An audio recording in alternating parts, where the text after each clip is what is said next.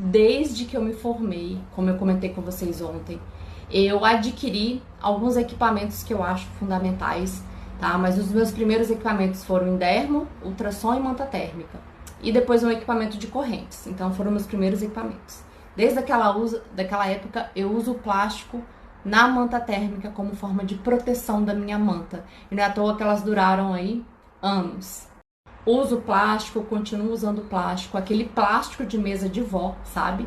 Então eu abro a manta em cima da maca, em cima da manta eu coloco esse plástico e em cima desse plástico eu coloco uma toalha, tá?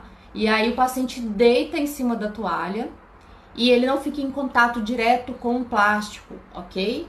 Mas também, se você quiser colocar o paciente em contato direto com o plástico, não tem problema. Você vai colocar a manta, por cima da manta vai colocar a toalha e por cima da toalha esse plástico transparente, que a gente fala que é plástico de mesa de vó, tá? Sem problema. Se você decidiu, tá, não utilizar mais plástico, tudo bem. Você vai colocar o seu paciente deitado na manta. E aí, quando você fechar a manta, você pode colocar uma coberta fininha por cima da manta para tentar vedar ali o máximo e deixar com que aquele calor seja realmente entregue para a sua paciente, tá? Hoje tem mantas no mercado muito interessantes, que elas têm um próprio sistema de vedação, tá? Uma vedação em zíper ou uma vedação em velcro, tá? A que eu uso é de vedação em velcro.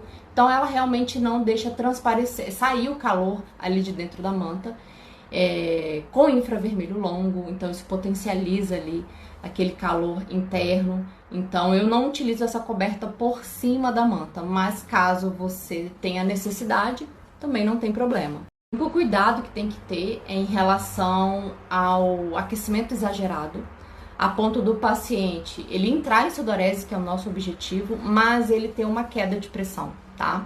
Então é interessante que antes do procedimento você verifique a pressão do paciente, tá? Eu tenho até um equipamento aqui para aferir pressão.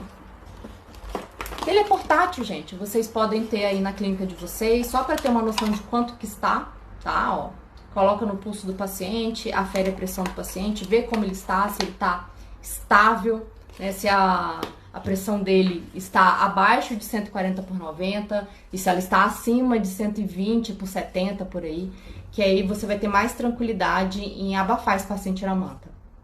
Mas se o paciente está estável, você tem conhecimento aí do que você vai fazer, controla a temperatura, controla o tempo.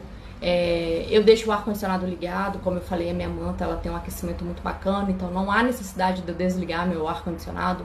Monitoro meu paciente, eu não deixo ele sozinho.